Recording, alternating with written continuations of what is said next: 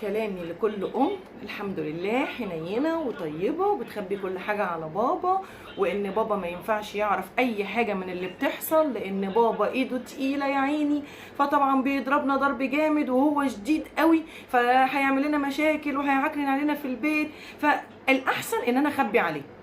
فطبعا الولد والبنت عرفوا ان ماما الحمد لله بتخبي عليه كل حاجه، فابتدى طبعا لان طالما الام بتخبي يبقى الطبيعي ان الام دي شخصيتها ضعيفه في البيت، يبقى الولد والبنت مش بيخافوا من حد، ولا بيخافوا من اب ولا بيخافوا من ام، فمن امن العقاب ساء الادب. ابتدت ان التربيه تنهار، والبنت والولد التربيه بتاعتهم ما بتبقاش مظبوطه ولا متوازنه، وابتدوا ان الغلط يكبر، والغلط الصغير بقى غلط كبير، والغلط الكبير بقى غلط اكبر، لان مفيش رقابه ومفيش حد يخافوا عنه ويخافوا منه. ما ينفعش. كلامي لكل لازم تفهم الكلام ده، ما ينفعش. ما كانش ربنا سبحانه وتعالى خلى الاسره اب وام عشان يبقى في توازن.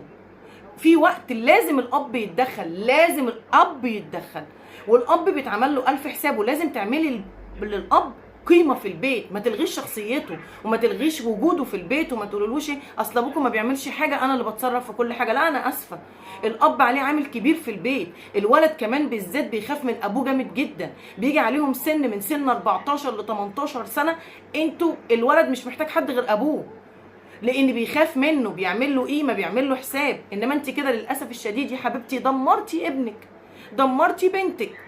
الاب لازم يتدخل، الاب اللي عليه عامل كبير جدا في البيت، الاب قيمته كبيره جدا جدا في البيت.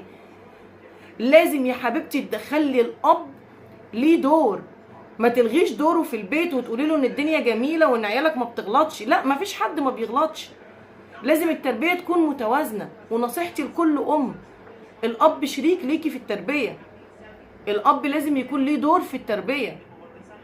فارجوكي ما تخبيش حاجه على الاب، وخصوصا كمان الولد يا جماعه.